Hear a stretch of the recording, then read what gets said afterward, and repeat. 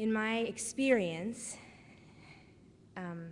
here in Memphis and in other places that I've worked, people often assume that any family that produces a woman who wants to become a rabbi must have been very observant and religious indeed.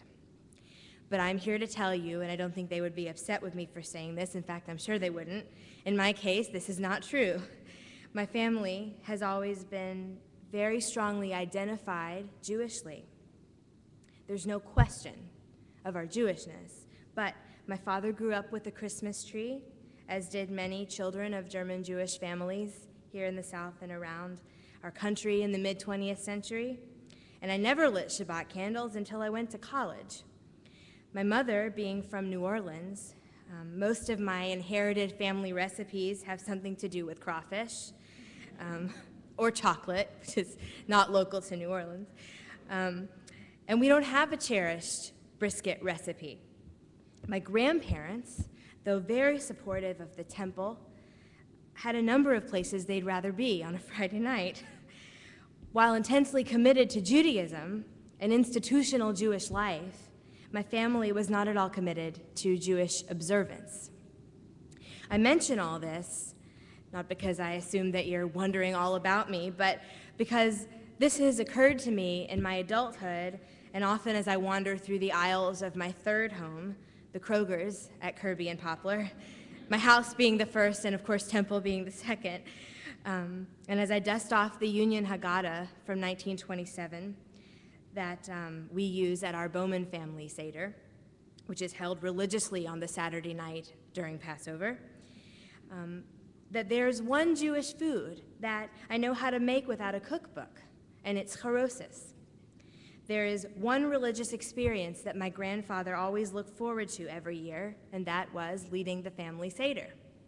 There is one religious experience and one Jewish holiday whose traditions have been ingrained in me from infancy, and that is, of course, those of Passover. All these realizations that I had invited the question within me, what is so different about the holiday of Passover that it draws my family and about 90% of the Jews in this world out of complacency and general Jewish disinterest that does seem to plague much of the Jewish world? And what is it about this holiday that filled our temple with 350 people on a Tuesday night in April? We'll find the answer to this question if we look more closely at the evolution of this holiday of Passover. And I don't want you to worry. Examining the evolution of the holiday of Passover doesn't mean that we're going to spend the next 10 minutes in deep, somber contemplation. I'd like to think of it rather as an invitation to a party. And who doesn't love invitations to parties? On a party invitation, you need to know 4 basic things. You need to know, of course, who is throwing the party, what is being celebrated, where are the festivities being held, and when do I show up? It may surprise you, some of you, to know that in the Torah, Chag HaMatzot, or Chag HaPesach, was not always talked about as being related to the Exodus from Egypt.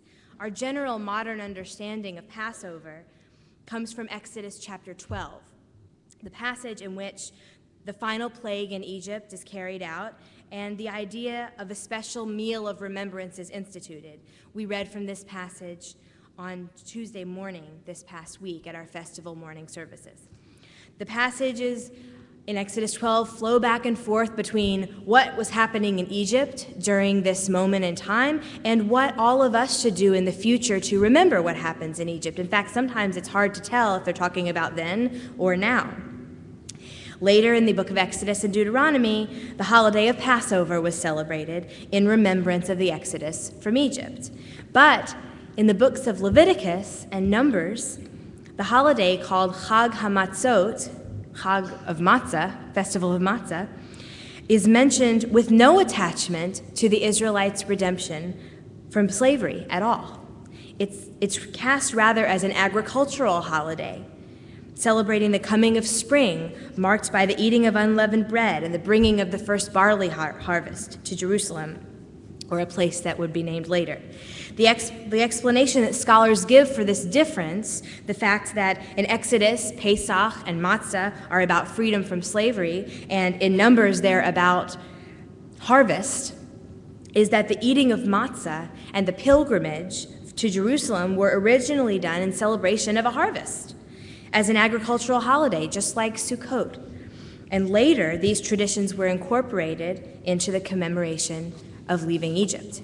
So returning to our party idea, our invitation metaphor, how does an invitation to the first festival of unleavened bread read? The what was originally an agricultural holiday, observed by the offering of a sacrifice of the first males of livestock.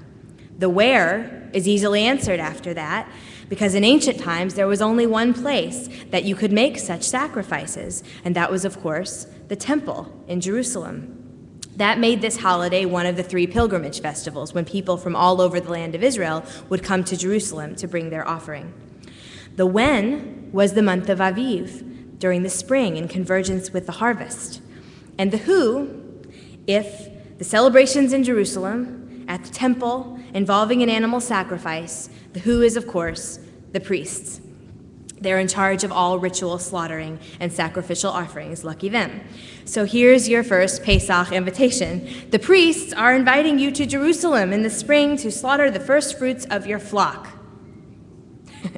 I'd venture to say that this is not the most compelling invitation you, the ancient Israelite, have ever received, but you'd certainly go because it was the right thing to do. But then comes 70 CE and the fall of Jerusalem to the Romans. What happens after the destruction of the temple? No more priests, no more temple, no more sacrifices, no more Jerusalem even. No more universal agricultural calendar, because Jews are geographically now spread out because we've been expelled and dispersed.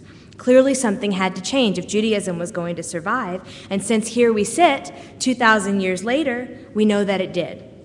The rabbis who survived the destruction and those who studied under them began the important task of the first reforming of Judaism, from a temple-based religion to a home-based one. They came to realize that since Jews were dispersed all over the region, a common agricultural pattern and the flowing of the seasons is not what they all shared. Rather, what they shared, and still is what we share, is a common historical memory of their experience as a people, especially the exodus from Egypt. So here's the new invitation, composed by our rabbinic sages about 2,000 years ago. The what is our collective redemption from Egyptian bondage, which also happened in the springtime. We celebrate it through the telling and retelling of the story of our journey from slavery to freedom. We celebrate it in such a way, if you think about your seders, through games and symbols and costumes and bizarre behavior, frankly, and food, strange food, so as to cause our children to ask what in the world we're up to. And then, of course, we tell them. The when stays the same in the spring, but the reason is different. Now the when is the month we went forth from Egypt, but it's really the where and the who that make this party really different. We couldn't make a pilgrimage to Jerusalem anymore. There was no Jerusalem, so the where became wherever you are, in your home. And the who, no more priests for the time being, so the who that's throwing this elaborate meal is each one of us, in our own space, under our own roofs. So here's the new invitation. We are inviting our family, our friends, our neighbors to our homes in the spring to relive the story of our collective redemption from Egypt and our ongoing journey towards freedom. This description, I think, is a bit more compelling than the first, but we must, of course, ask why. Why does this invitation resonate? Why do nearly all Jews in the world celebrate this holiday in this prescribed fashion? Not because it's the right thing to do. That's perhaps the reason that unobservant Jews come to temple on Rosh Hashanah and Yom Kippur, because it's the right thing to do. It's not because we feel pressure from our neighbors, because unlike Rosh Hashanah and Yom Kippur, for example, Passover is different. No one will know if we don't have a Seder. It's happening in our own home, behind a closed door. No, we do it because it's all depending on us, and we know that. If you or I don't tell the story, our children, our family, our friends won't hear it, and it will be forgotten and lost completely. We Jews are often called the chosen people, and this holiday is called, of course, Passover. And those are pretty passive ways to describe our experience and our identity.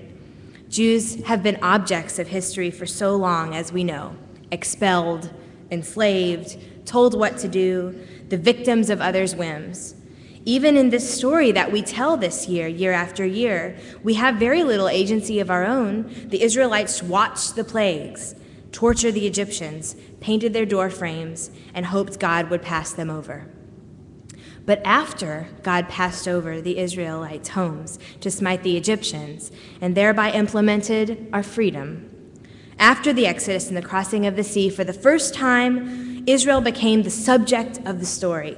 We became a people reborn, redefined, and we were the agents of our own destiny in our own land and the forgers of our own religious tradition. It became possible to tell the story of the Jewish people as one of action. Our Passover Seder does the same thing.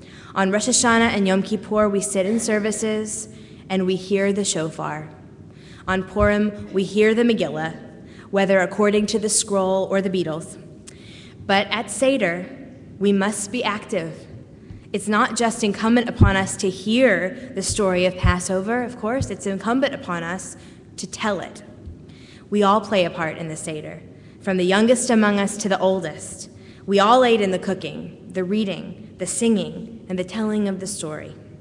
So we ask again, what is it about Passover that compels us year after year and generation after generation? Why has reliving the Exodus in this way kept the Jewish people all these years? Why is this night different from all other nights? Because on this night, if on no other night, we are liberated from being passive recipients of Judaism. We must be active initiators of our own religious experience. We are begged to do so by the timeless voices of our sages who desperately saved us from oblivion. We are begged by the wise voices of our rabbis and by the pleading voices of our children, our parents, our grandparents, our great-grandparents, to tell the story, to relive the redemption, to throw the party. And after all that, how could we resist such a heartfelt and important invitation? Happy Passover and Shabbat Shalom.